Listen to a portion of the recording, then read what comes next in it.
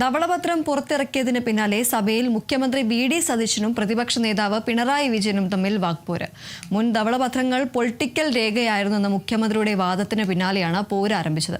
ധവളപത്രം തയ്യാറാക്കിയത് ധനവകുപ്പല്ലെന്നും ഇത് പൊളിറ്റിക്കൽ രേഖ ആണെന്നും പിണറായി വിജയൻ പറഞ്ഞു. അതേസമയം പ്രതിപക്ഷ നേതാവിന്റെ ഇത് രാഷ്ട്രീയ പ്രസ്താവനയാണെന്ന് മുഖ്യമന്ത്രി വി.ഡി. സതീശൻ സഭയിൽ മറുപടി പറഞ്ഞു.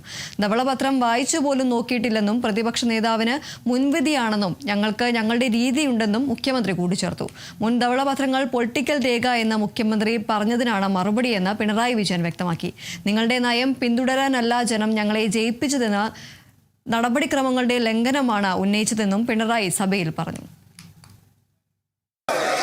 സർ, കാര്യവിവര പട്ടികയിലെ ഇനം 2 പ്രകാരമുള്ള സംസ്ഥാനത്തിന്റെ സാമ്പത്തിക സ്ഥിതി സംബന്ധിച്ച ധവളപത്രം ഞാൻ മേശപ്പുറത്ത് വയ്ക്കുന്നു.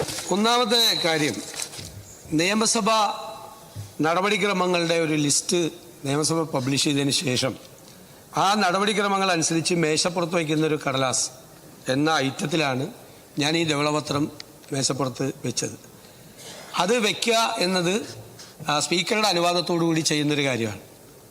അത് വെച്ചതിന് ശേഷമാണ് അതിനുശേഷമുള്ള എന്തെങ്കിലും ഒബ്ജക്ഷൻ 303 എന്തെങ്കിലും അവതരിപ്പിക്കുന്നത്, അല്ലാതെ വെക്കുന്നതിന് മുമ്പല്ല. അത് നിയമസഭാ നടപടിക്രമങ്ങൾ അങ്ങ് 5 വർഷം അങ്ങേക്ക് അറിയാമെന്ന് പറഞ്ഞു. എനിക്ക് 25 വർഷം അറിയാവുന്ന ആളാണ്. ഇതാണ് നടപടിക്രമം. അങ്ങ് പരിശോധിച്ചാൽ മതി. ഇതിനു മുമ്പ് ഏത് കാര്യത്തിൽ ലീഗൽ ഒബ്ജക്ഷൻ, ഒരു ബില്ല് പോലും പൈലറ്റ് ചെയ്തിട്ടാണ് ലീഗൽ ഒബ്ജക്ഷൻ.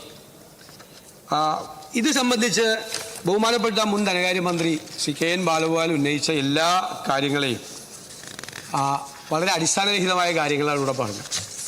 ഒരു രഹസ്യ ഡോക്യുമെന്റും പുറത്തേക്ക് പോയിട്ടില്ല. മുഖ്യമന്ത്രി പറഞ്ഞ കാര്യം ഒരു വീണെടുത്തുനിന്ന് ഉരുളലാണ്. നമ്മുടെ സംസ്ഥാനം ഇതേവരെ പ്രസിദ്ധീകരിച്ചിട്ടുള്ള ധവളപത്രങ്ങളൊക്കെ പൊളിറ്റിക്കൽ ഡോക്യുമെൻ്റ് ആയിരുന്നു.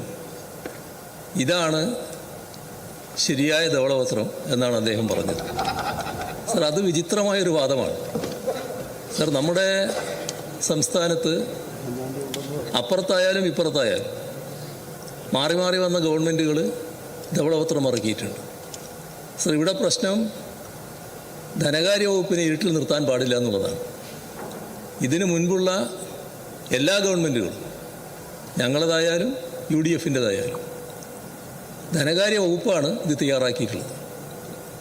സർ, ഇവിടെ ധനകാര്യ വകുപ്പല്ല തയ്യാറാക്കിയത്. അതാണ് ഗൗരവമായ വിഷയം. അപ്പോൾ ധനകാര്യ വകുപ്പ് നേരത്തെ തയ്യാറാക്കിയ അത്തരം ഡോക്യുമെൻറ്റുകൾ പൊളിറ്റിക്കൽ ഡോക്യുമെൻ്റാണെന്ന് മുഖ്യമന്ത്രി പറയുന്നത് വിചിത്രമായൊരു വാദഗതിയായിപ്പോയി. സർ, ഇതാണ് പൊളിറ്റിക്കൽ ഡോക്യുമെൻ്റ്. അത്തരമൊരു പൊളിറ്റിക്കൽ ഡോക്യുമെൻ്റ് ഇവിടെ കൊണ്ടുവന്നത് തീർത്തും അനുചിതമായ നടപടിക്രമമാണ്.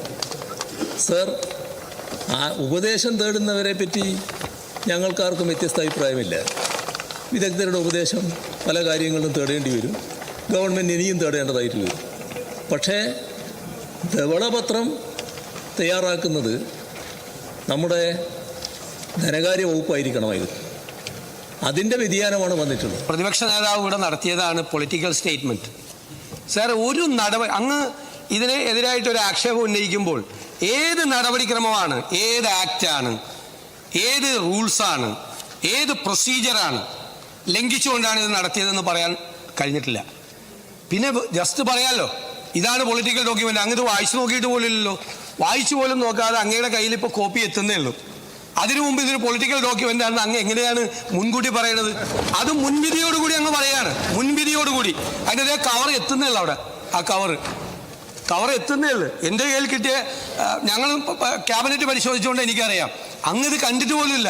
കാണുന്നതിന് മുമ്പ് ഇതാണ് പൊളിറ്റിക്കൽ ഡോക്യുമെന്റ് എന്ന് പറഞ്ഞത് ഉചിതമായില്ല എന്നാണ് എനിക്ക് പറയാനുള്ളത്. അദ്ദേഹമാണ് പറഞ്ഞത് നേരത്തെ ഉള്ളതെല്ലാം പൊളിറ്റിക്കൽ ഡോക്യുമെന്റ് ആയിരുന്നു. അതിനുള്ള മറുപടിയാണ് ഞാൻ പറഞ്ഞത്. അതാണ് ശ്രദ്ധിക്കേണ്ടത്. ഞാൻ പറഞ്ഞത് ശ്രദ്ധിച്ചോ? ഇതിനു മുമ്പ് കൊണ്ടുവന്ന പല ധവളപത്രങ്ങളും അല്ലല്ല, നോക്കിക്കോ, ഇറ്റ്സ് ഓൺ റെക്കോർഡ്. ധവളപത്രങ്ങളും പൊളിറ്റിക്കൽ ഡോക്യുമെന്റ് ആയിരുന്നു, ഇതല്ല എന്നാണ് പറയുന്നത്. നോക്കിക്കോ, നിങ്ങൾ പരിശോധിക്കുക. രണ്ടാമത്തെ കാര്യം, ഇതിനു മുൻപ് ഇങ്ങനെയാണ് ചെയ്തത്, അതുകൊണ്ട് നിങ്ങളും ഇങ്ങനെ ചെയ്യണം. അങ്ങനെ ചെയ്യണമെങ്കിൽ അത് പാലിക്കേണ്ട ഏതെങ്കിലും നടപടിക്രമങ്ങൾ ലംഘിച്ചാൽ അത് പറയാം.